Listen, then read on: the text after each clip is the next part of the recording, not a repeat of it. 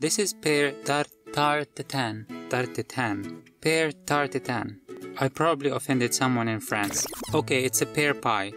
The name is not the easiest to pronounce, but the recipe is so easy, fast, and super delicious.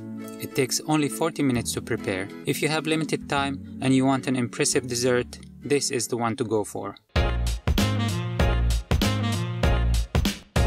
Apart from the name, this is the only weird ingredient you will need.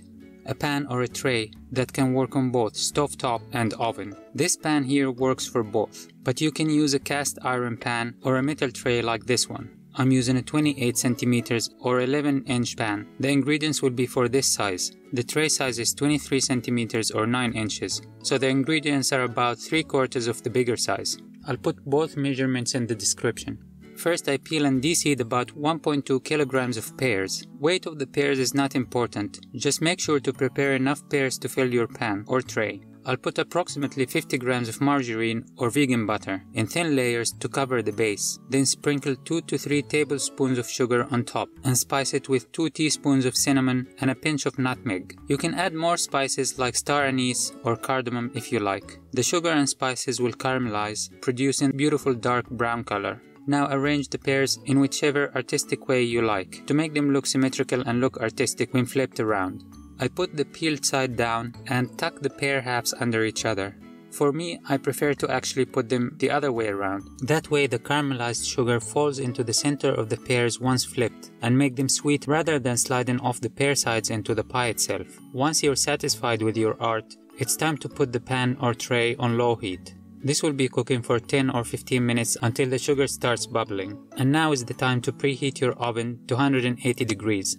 So go ahead and do that. Meanwhile, you should be working on the dough. Remember, the ingredients are for the bigger size pan, and I suggest to keep the ingredients of this dough handy. I use it for sweet and savory pies. You will probably see more of it in other videos. I'll measure 2.5 cups of all-purpose flour. 1 cup is 240 milliliters. 40 milliliters or 2.5 tablespoons of sugar, pinch of salt, 1.5 teaspoons of baking powder, and half a cup of oil. Mix these ingredients together with your hands to distribute the oil. You want to run the flour oil mixture through your fingers. This process is what will make your pie crust flaky. You can also substitute the oil with vegan butter or margarine. Then we'll add plant-based milk to bring the dough together. I'm using oat milk. The amount of milk may vary slightly according to the protein content of your flour. Mine has 13% protein, so half a cup of milk should be enough. Just add the milk gradually and test your dough by pressing it and watching that the edges don't break or tear. That will be important when you shape the dough. And since I mentioned it, using a wooden rolling pin, you're gonna try to keep the shape of this dough circular,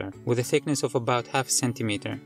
Just make sure it's big enough to cover the area of the pan or tray plus the height of the sides. By the time you're done shaping the dough, it's probably the exact time when your sugar is starting to caramelize. So I'm gonna wrap the dough around the rolling pin and move it to the pan. Then start lifting the dough and tuck it in with a butter knife until you have all sides covered and tucked in. Make few holes in the middle and the sides of the dough so it doesn't get soggy from inside, and transfer it to the preheated oven. All the previous steps should take about 20 minutes altogether, and the baking time is also 20 minutes. That's your total 40 minutes. You want a golden brown color on the crust. That's when you know it's time. You can even get a little darker if you like a crunchier crust. During those 20 minutes, while the pie is in the oven, we're gonna make the crème anglaise. Crème anglaise. Yep, I practiced this one. It's basically a vanilla custard sauce to glaze the pie, and trust me, you will want to. In a small saucepan, I'll pour about 450 milliliters of oat milk and add 2 round spoons of cornstarch, 2 teaspoons of sugar, 1 tablespoon of vanilla extract, and 1 teaspoon of vanilla sugar. I'll dissolve all that in the cold milk first, then switch on the stove on low heat. Make sure to stir the milk frequently, and once it starts to thicken, it's time to take it off the heat. You want it to be liquidy still. It will thicken more once it cools down, so don't overcook it. And right on time, guess who's there?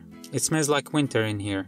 Be careful now while flipping the pie and check if the sides are stuck to the tray. Guess what? We're ready. Cut it up, glaze it with the French sauce, which I'm not going to mention again. And voila! Delicious, rustic, full of flavor pie in 40 minutes. Impress your friends and family with it. And don't forget to like, share, comment, and subscribe to the channel. Thank you for watching, and as always, enjoy the B-roll.